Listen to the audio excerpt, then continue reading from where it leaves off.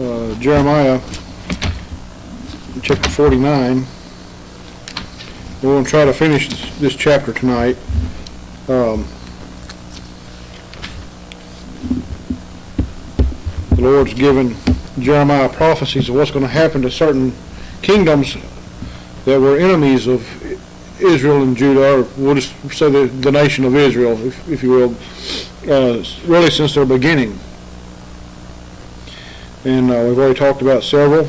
We'll finish up tonight with the last three that he mentions here, and then, Lord willing, next time, starting chapter 50, and it'll be about what's going to happen to Babylon.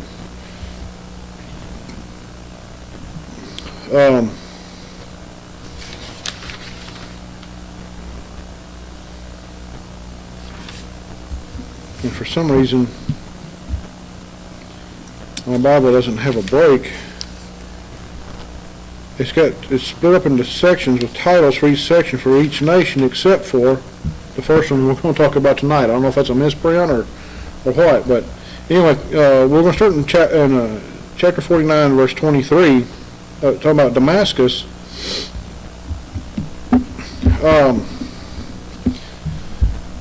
Let's go ahead and read verses 23 through 27, and then we'll come back and talk about this one. Concerning Damascus, Hamath is confounded, and Arpad, for they have heard evil tidings. They are faint-hearted. There is sorrow on the sea. It cannot be quiet. Damascus is waxed feeble, and turneth herself to flee, and fear hath seized on her. Anguish and sorrows have taken her as a woman in travail. How is the city of praise not left, the city of my joy? Therefore her young men shall fall in her streets, and all the men of war shall be cut off in that day, saith the Lord of hosts.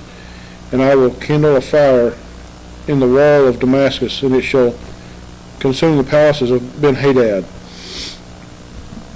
Damascus has been for I don't know how long the capital city of what we know as Syria today, and in that day was the nation of Syria also. But Damascus was you hear more about Damascus in the scripture than you do the nation of Syria. So Damascus was a very wealthy city. It was on the trade routes. Is it on our map? Yes, it's on the map at the top right. So it was the two main trade routes forked off from Damascus and went south. So you got the King's Highway that we've talked about some, that went through Ammon and Moab and Edom, and then you've got the other one that branches off and goes west towards the Mediterranean Sea and runs down the coast of the Mediterranean Sea through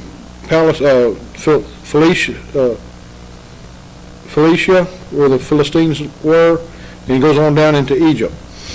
Follows the coast all the way down into Egypt. That was the International Coastal Highway, as it was known. These were the two main trade routes that went through what we know as the Middle East. They all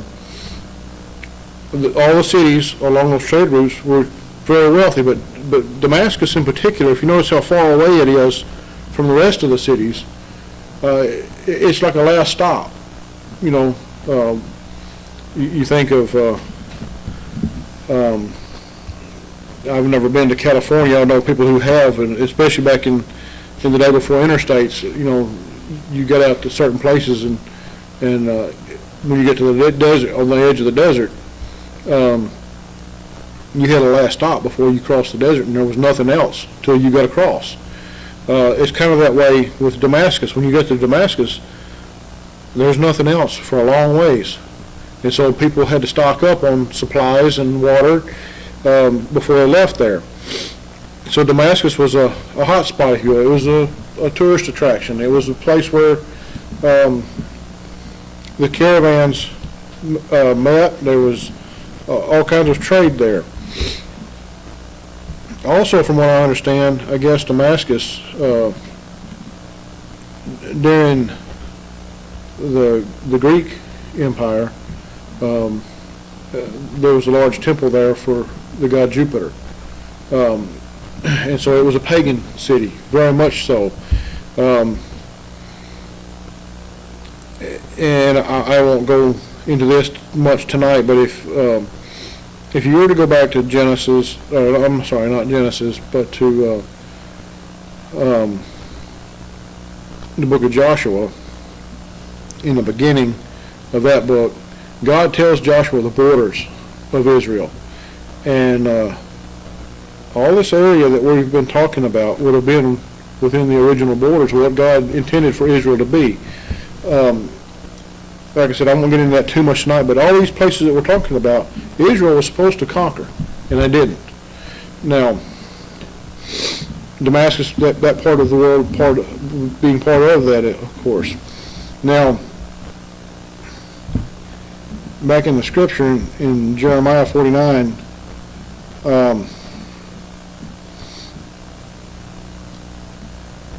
he tells there in verse 23, for they have heard evil tidings.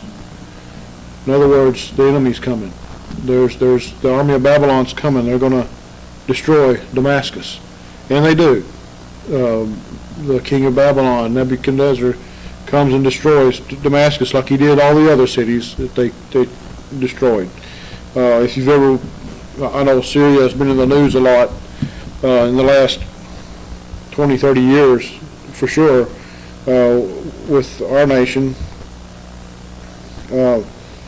If you ever see the newsreels and news videos from over there, you see that it's not much different than the other places over there. It's the pile of rocks, basically. And it's the same way. If you were to, if you can find a map, and I don't have one with me, but if you find a map of the Fertile Crescent that it's referred to, which was basically the most fertile land in that part of the world back then, this area that we're talking about was included in that. Remember, we've talked about how Israel was known as the land of milk and honey because it was part of the Fertile Crescent. It's no longer that way, and it's because of the nation of Babylon mostly. They destroyed all of the vegetation, the trees, the grass. They made it so nothing could live there. And God tells us that several times in Jeremiah. In the book of Jeremiah, we'll see it again tonight. It talks about it again in another place. The place becomes desolate. The whole area, that whole part of the world becomes desolate, and nobody wants to live there. And matter of fact, for several centuries, it's nothing but nomads that live there. The people just wandering around, and no set nations really. It's tribes mostly, and because there's no way to settle down. The cities have been destroyed. There's no crops. Nothing can be grown there, and so the Lord destroyed that part of the world because of the sin of man. And we know one day when he makes a new earth, new heaven and new earth, that'll be different then. But as of right now, it's other than where the Israelis have begun to rebuild things. The rest of it's still a pile of rocks. Now back in our text, he talks about in verse 24, Damascus is waxed feeble and turneth herself to flee. In other words, remember we've talked about several of these nations. The Lord tells us that their people are going to run. They're going to try to run and hide, and it's not going to work. The Lord's going to take the army of Babylon and they're going to capture them. Some of them are going to be taken back into captivity like they did Israel. A lot of them are going to die at the hand of the sword. And then in verse 25, he says, how is the city of praise not left, and the city of my joy? Well, the city of praise, that doesn't mean praise to God. We know Damascus was not a godly city. It's not even referenced at all in the scripture that it was a godly city. It was always the enemy of God. So I take it that this he's referring to, with this being the capital city of Syria, this would have been where their false gods were. This would have been where their their temples to their false gods would have been. And they had many, just like their neighbors. And then he says, the city of my joy. Now, I don't, reading through this and reading this in context, and I don't think that this is the Lord saying this. I think this is Jeremiah. And remember, Jeremiah, he, as far as that part of the world, was a well-traveled man. He, being who he was, had traveled some. And one of the commentaries I read said that it's possible that Jeremiah had been to that city and that it was dear to him because either he had friends there or just the beauty of the city, because it was a trade center and a very wealthy place. He was impressed by it. So I'm going to say that that's what he's talking about here. I don't know. It doesn't make sense that the Lord would say that this would be a city of his joy when it's obviously an evil place, at least spiritually. And he says, therefore her young men shall fall in her streets. In other words, the army is going to fall. And all the men of war shall be cut off in that day, saith the Lord of hosts. The Lord's going to be the one to do this, just like he did with the rest. And it says in the last verse, it says, and it shall consume the palaces of Ben-Hadad. And it's my understanding this Ben-Hadad means the son of Hadad. And this Ben-Hadad was a name, or a title, rather, given to the kings of Syria, or that lived there in Damascus. It was similar to what the Egyptians called Pharaoh. It was a title and not necessarily a name. They were the sons of Hadad. So these were in the lineage or the line of Hadad. Now, that's all I've got on Damascus. The next we see is Kedar. He says, concerning Kedar and concerning the kingdoms of Hazar. Two different places here, but they're tied together. And he says, which Nebuchadnezzar, king of Babylon, shall smite. Thus saith the Lord, arise ye, go up to Kedar, and spoil the men of the east. Now, Kedar and Hazar are not there anymore. You can find them when you do a search on the internet, but it's not an easy find because there's other places that have the same names and all that. But if you can find these names, Kedar, from what I understand, was mostly the Sinai Peninsula. And it come up to, if you look at your map where Edom is, it came up and bordered Edom on that side. But was mostly the Sinai Peninsula. And if you think about the Sinai Peninsula, even in their day, was not an inhabited place, at least not most of it. I think, if I understand right, I guess Moses, his father-in-law, lived there and had flocks of sheep there. So obviously they had grass, at least at that time. But now it's total desert for the most part, except for around maybe the rivers and. But it's in the coast, but it's mostly desert, and there's very few that live there even today. The kingdoms, he says, concerning the kingdoms of Hazar. Hazar was a city-state in what's now Saudi Arabia. And the cities, or kingdoms of Hazar, he's referring to that whole area. These are the Arabs, or what we would refer to as Arabs today.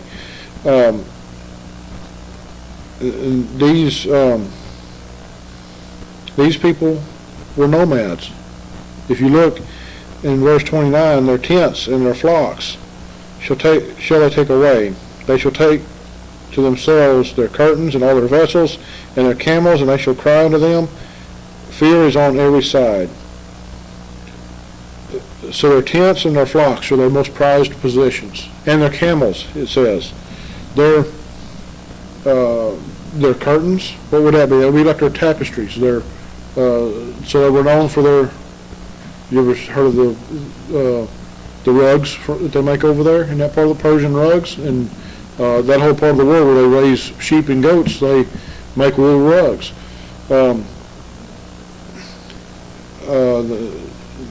Their tents and flocks. This doesn't sound like people that live in a city, does it? These are nomads, and if you look in that part of the world, even today, a lot of the population over there are still that way. They roam around. They have their area. I don't know if it's how they do it for sure. If it's how they determine whose property, or if they just go out in the wild and whatever. But they're nomads over there. They don't have a set home. They move around. They're constantly on the move.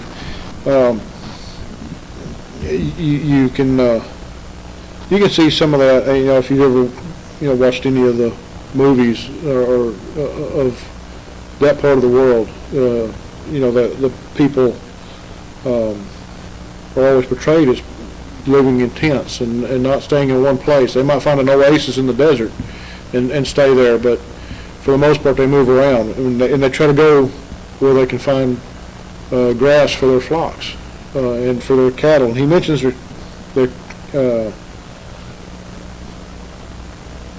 I don't remember if maybe it's the next one that he mentions cattle with. But anyway, in verse 30, flee, get you far off, dwell deep, O ye inhabitants of Hazar. Dwell deep where?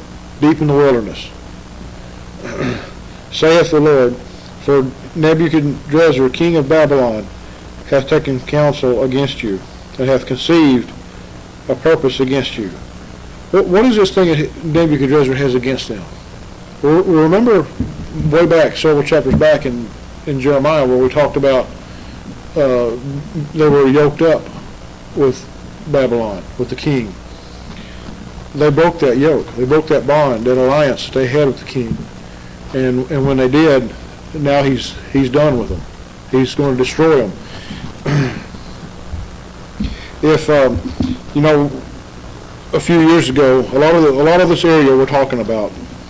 A few years ago, I remember seeing on the news where ISIS was destroying temples and monuments and that kind of stuff over there. Well, a lot of that was where we're talking about now. These people that was their false gods that they destroyed. Even in Saudi Arabia, I mean, there's ruins all over the place over there where at one time people dwelt.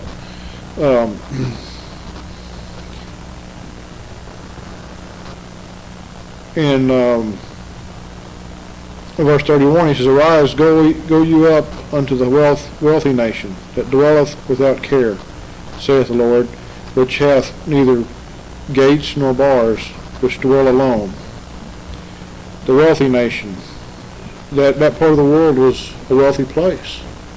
You think about the trade routes and everything that we've read in history over the years about the trade routes. They always you always saw them with camels. Because that was the best beast of burden, if you will, for that part of the world.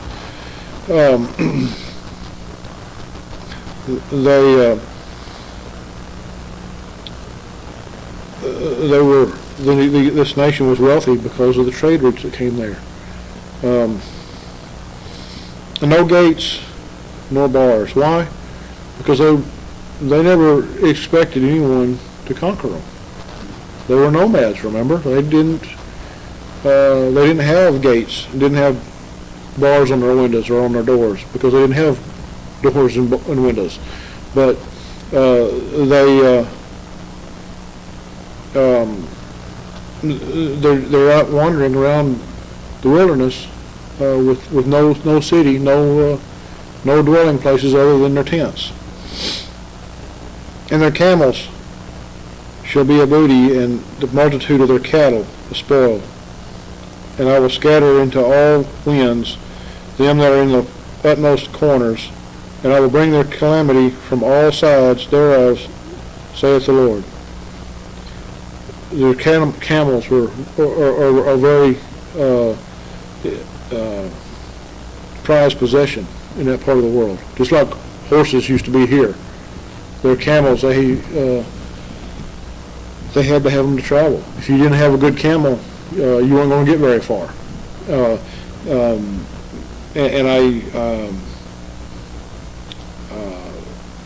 I don't know how they were as far as trying to eat one. I don't know how they were with like that. I never heard much about it, but and I would suspect that since you don't hear much about it, it probably wasn't any good. So, but he says they had cattle, so they had steak and hamburger, you know. So they were okay there. But he says, and the multitude of their camel a spoil, their cattle a spoil. So their most prized possessions, their cattle and their camels, the Nebuchadnezzar is going to take from them. And scatter them, it says. I will scatter into all winds them that are in the utmost corners. They're going to scatter these people. They're not even a good competition for Nebuchadnezzar. There's not much fight because the people just scatter. And he's not going to waste much time trying to chase them down. He's just going to steal everything they got. He's going to take everything they have, everything they leave behind, all their prized possessions. Verse 33, and Hazor shall be a dwelling for dragons, and a desolation forever. There shall no man abide there, nor any son of man dwell in it. Hazor was their capital city in that day, and it was totally destroyed. No one lives there today. This is a dwelling place for dragons. In other words, the lizards are going to take over, and a desolation forever. No one's ever going to want to live there again because it's totally destroyed. Now on to Elam, and Elam's a little bit different than these others. Elam does not border Israel at all. Elam is actually on the other side of the Persian Gulf from Israel and these other nations. It's on the coast of the Persian Gulf of what is now Iran and what was Persia back then. It was eventually consumed by Persia when the Persian Empire came into power. Verse 34, he says, the word of the Lord that came to Jeremiah the prophet against Elam in the beginning of the reign of Zedekiah king of Judah, saying, thus saith the Lord of hosts, behold, I will break the bow of Elam, the chief of their might. Now, who is Elam? Well, Elam, it's my understanding that Elam were the descendants of Ishmael. They were Ishmael's, let's see, make sure I got that right. I'm sorry, not Ishmael, Shem, Noah's son. So if you turn to Genesis chapter 10,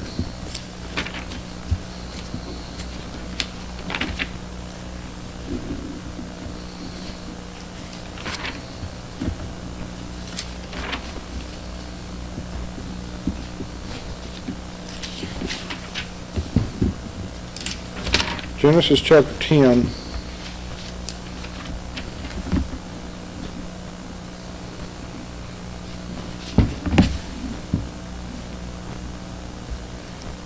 start with verse 21. Unto Shem also the father of the children of Eber, the brother of Japheth, the elder, even to him were children born. The children of Shem, Elam, and Asher, and Arphaxad, and Lud, and Aram. So there's Elam mentioned there. He was the eldest son of Shem.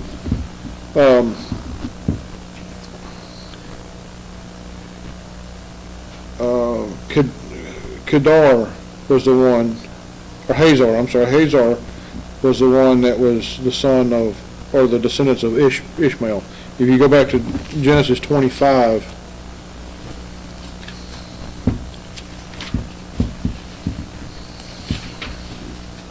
Genesis 25, verse 13, verse 12, start with verse 12. Now these are the generations of Ishmael, Abraham's son, who Hagar the Egyptian, Sarah's handmaid, bare unto Abraham. And these are the names of the sons of Ishmael, by their names, according to their generations, the firstborn of Ishmael, Nebajoth, and Kedar, and Adbeel, and Mibsam. He doesn't mention Hazor there, because Hazor was the city and not the nation. Kedar was the nation. So you see where these places, how far back they go. They were often named after whoever the man was that moved there first. We do the same things happened in our nation when the pioneers were moving across the west. When they stopped and built a city, a lot of times they named it after the guy that either provided the property for the city or the one that was the first mayor or somebody who was there first. That's who the city was named after usually. So it was in that part of in the Middle East, in that part of the world also. Elam, like I said, was the son of Shem, Noah's son,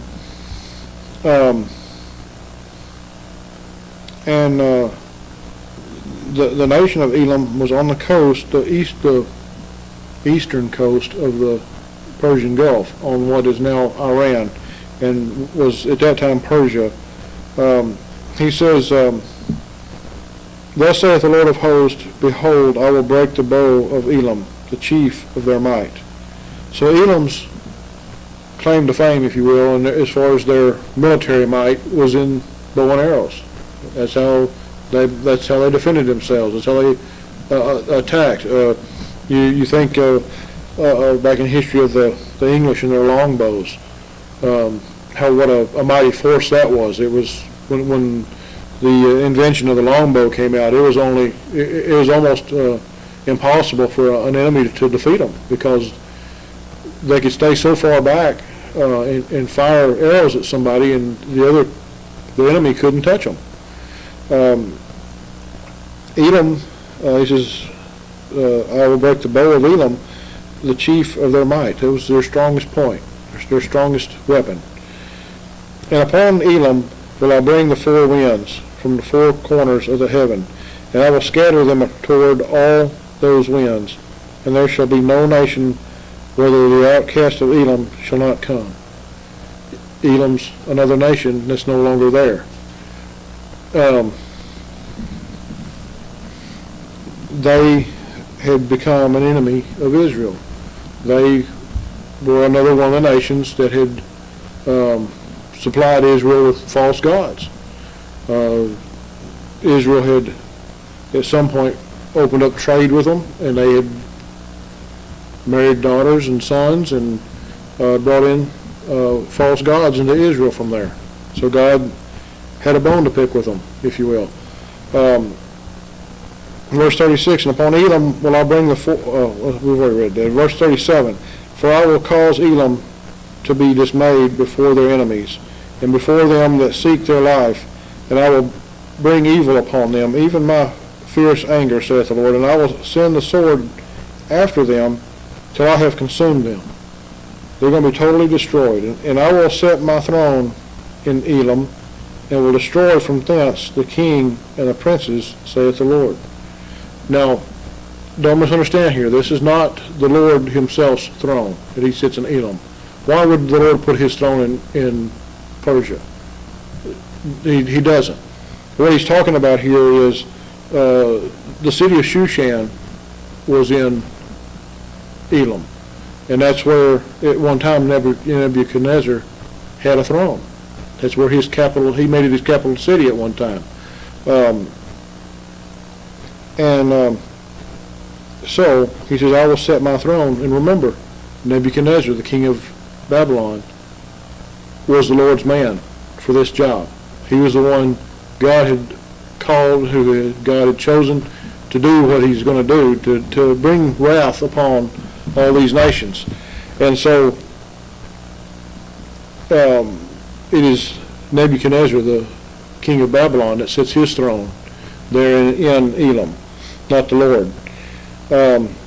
It's just that he's the Lord's man at that time. And I don't mean he's saved. I mean he's the one God was using to do what he did. And in the process of setting up his throne there, he kills all the princes and the king and all the princes of Elam. Verse 39, but it shall come to pass in the latter days that I will bring again the captivity of Elam, saith the Lord. They're going to go into captivity, and just like Israel, they're going to go into captivity, and at some point they'll be turned loose, but the nation of Elam, you never hear from it again. It's not there today, hasn't been for centuries. Nebuchadnezzar and the army of Babylon destroyed it. It was absorbed into the Persian Empire eventually. So that was the end of Elam. And that's the end of, or these prophecies, well, these are prophecies, of course, so the end's not yet, according to Jeremiah, but the end's coming for these nations. All these that we have read about the last few weeks, you never hear from them again. Well, yeah, we hear about Syria and Damascus because they're there today, but they're not the nations they once were. So we'll stop there for tonight, and next time we'll pick up with chapter 50, and much of the rest of the book covers the prophecy against Babylon. And so we're going to see what the Lord does to Babylon after he's used Babylon to bring his wrath on all these other nations and on his own people. Then Babylon's turn comes. And so we'll look at that then. So we'll end there for tonight.